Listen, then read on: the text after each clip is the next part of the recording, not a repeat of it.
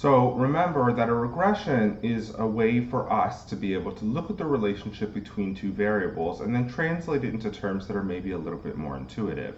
And a simple linear regression is one where there is only one independent variable on the right-hand side, where in the left-hand side variable, the outcome is typically a continuous variable. But the independent variable can be categorical or continuous. And so here we're going to talk about how you interpret the results when your independent variable is categorical. So let's take an example.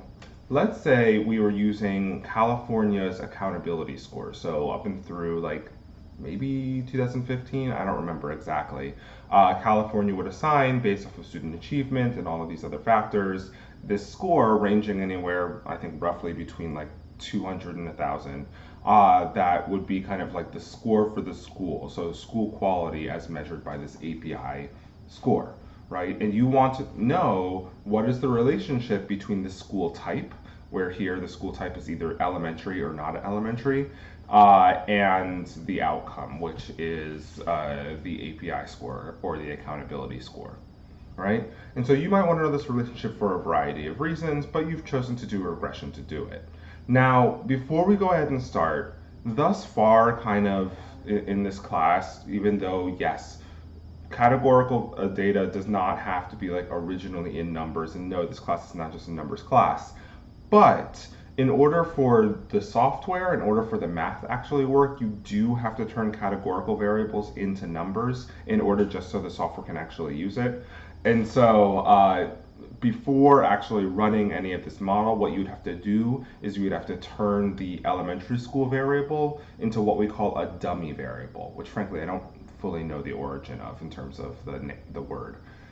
A dummy variable is just any variable, any binary variable that's coded as 0 and 1, where 1 is having that value and 0 is not having that value. So if we have an elementary variable that is a dummy variable, any school that is an elementary school will have a value of 1. Any school that is not an elementary school will have a value of 0. And we'll get to, what if your variable isn't binary in a little bit. But for right now, let's hang with it being binary, where you have this dummy variable for whether or not the school is an elementary school.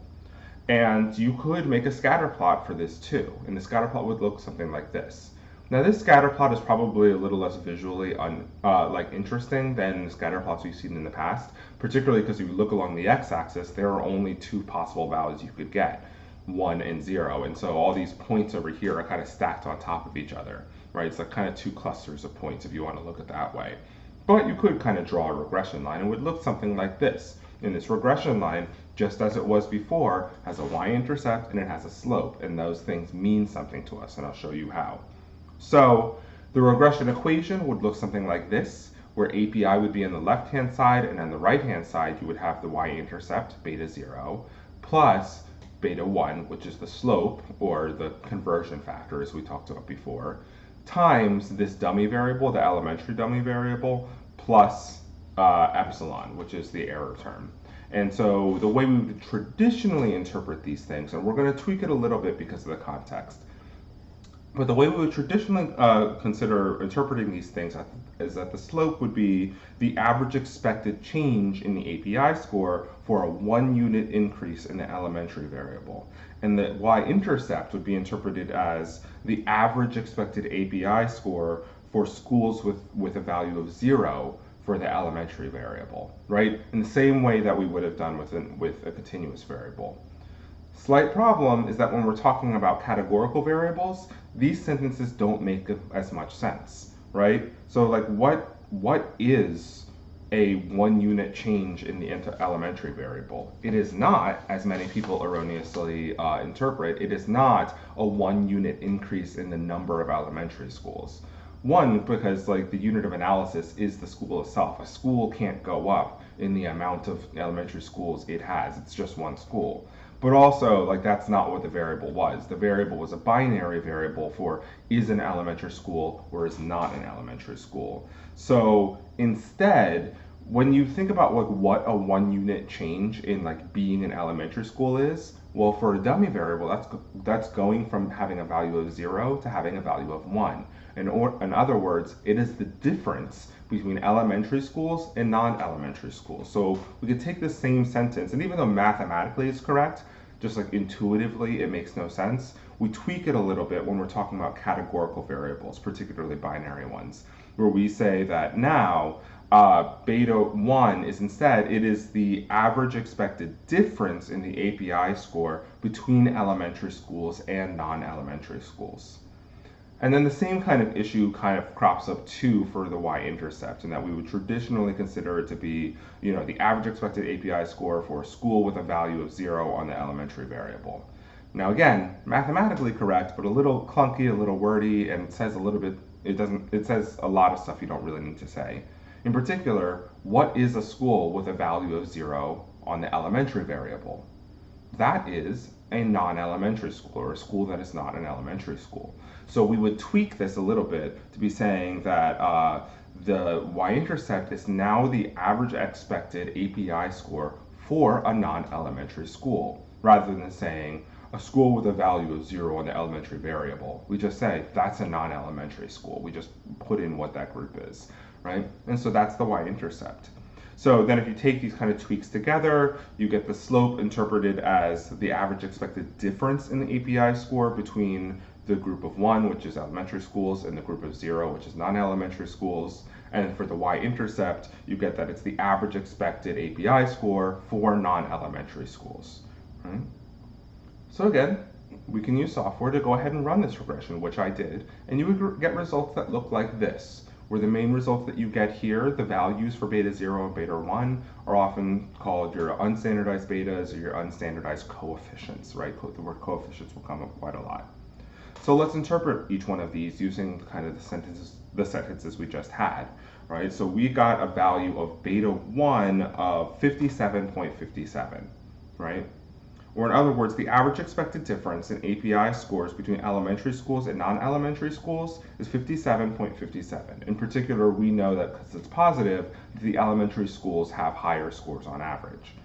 So again, we want to come up with a kind of like a template to be able to talk about it. And you can tweak with that at some point, when you like really feel like you understand the material. But if you're not at that point yet, that's okay.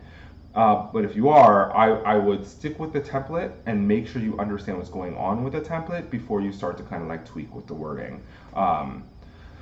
So we have here that schools that are elementary schools have, on average, an API score that is 57.57 points higher than schools that are not elementary schools. And that's pretty intuitive to us, and it's something that's pretty useful. And if we take that sentence structure and kind of break it apart, what we get is that units of analysis that are in the group where x equals 1 have, on average, a value of the y variable that is beta 1 units of the y variable, either higher or lower, depending on the sign of the coefficient, than units of analysis where the group is equal to 0, right? That's a lot of things. But just take a look at this and then compare it to the sentence we already had where I flipped in all the parts.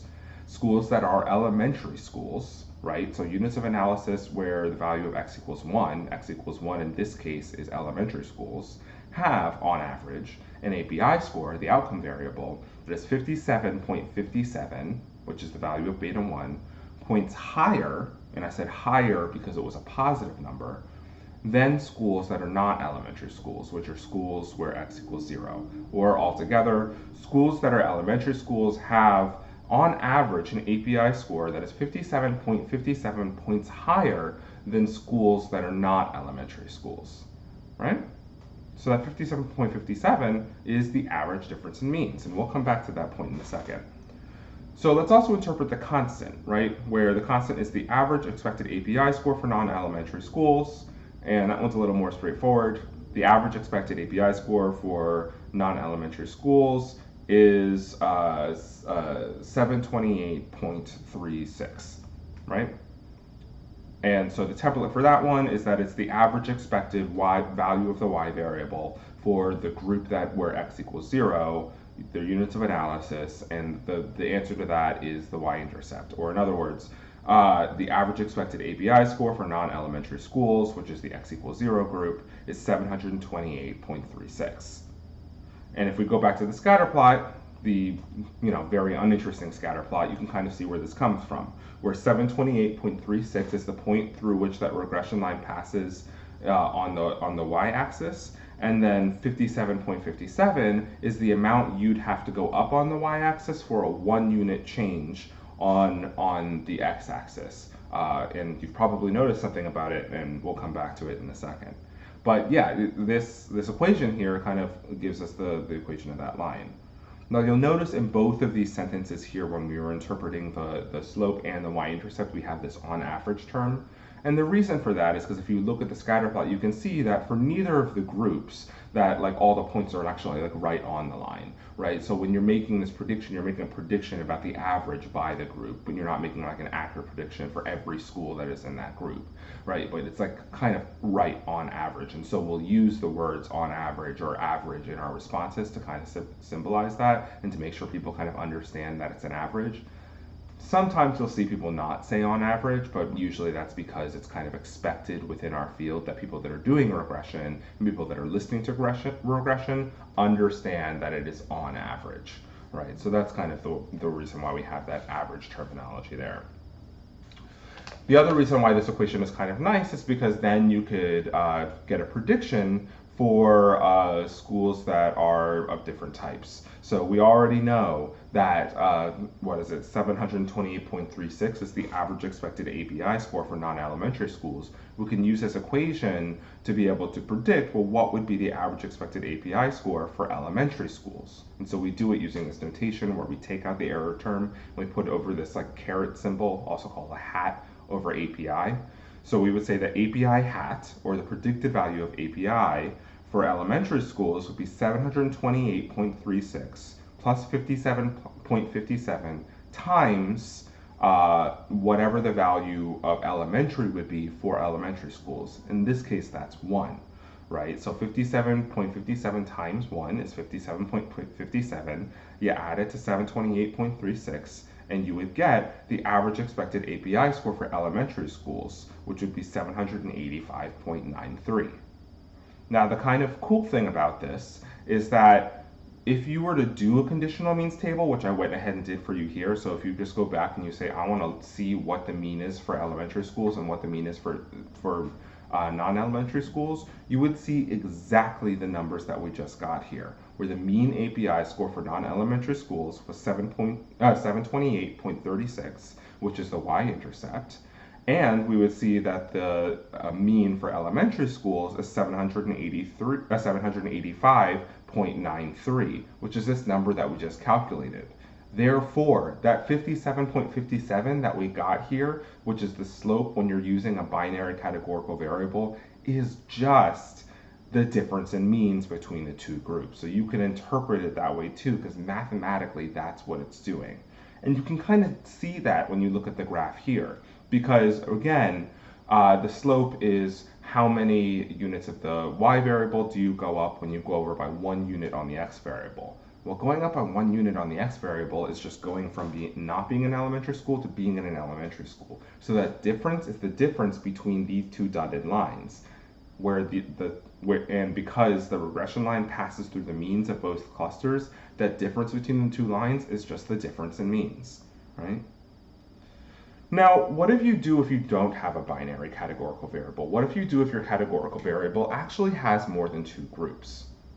You can do that. It's a thing that we can do here. So let's say that instead of elementary school versus non-elementary school, it was actually a categorical variable that had 3 groups, where the 3 groups were elementary, high, and middle, right? So you have 3 different groups in this categorical variable for school type, which are elementary, high, and the middle, and you want to still know whether or not the school type is related to the API score. And so if you had that, your data would look something like this, where you had elementary, middle, high for these different schools that are in your data set. Now, as I said before, while, yes, we can use whatever data we want and whatever model we want, sometimes we have to format it differently and we have to change it so that it actually does work with the underlying math, right? So in this case, we can't just put in the words elementary, and we can't put in words as data into an actual formula, because like words can't be a part of formulas. Like that's not how that works, right? So in order to do this, what you first have to do is you have to create dummy variables for each one of the school types here, where here we have 3 different school types. And so what you would do, and the software does this, you don't have to do this manually, what you can do is you can create 3 new variables here, which I'm going to call elementary, middle, and high. These are all 0, 1 dummy variables, where they equal 0 if they're not in that group, and they equal 1 if they are in that group. So you can see here that in the elementary column, you have 1s for all of the schools that are elementary schools, and 0s for all the schools that are not. And once you've done that, you can go ahead and run a regression as normal, but what you do this time is you put in multiple dummy variables, and then you interpret them in a way I'll show you in a second. So here we've got an API equals the y-intercept plus beta 1 times elementary plus beta 2, we add another one, times middle. You can add more than one independent variable, and so we add elementary and middle. And so kind of an obvious question would be, why didn't we put in the high group, right? Why didn't we put in the high school dummy variable as well? Well, let's back up to kind of explain a little bit of that. Let's go back to the situation where we just had a binary categorical variable, elementary and not elementary. And so this was the situation we were using before, where it was API equals beta 0 plus beta 1 times elementary plus epsilon. And you interpret beta 1 as the average expected difference in API scores between elementary schools and non-elementary schools, right? Remember, it's that difference in means. And so why didn't we put in a non-elementary dummy variable too? Were we leaving out non-elementary schools from this model? The answer is no, right? All we were doing when we were putting in this elementary variable is putting in a variable that represents whether or not a school was an elementary school.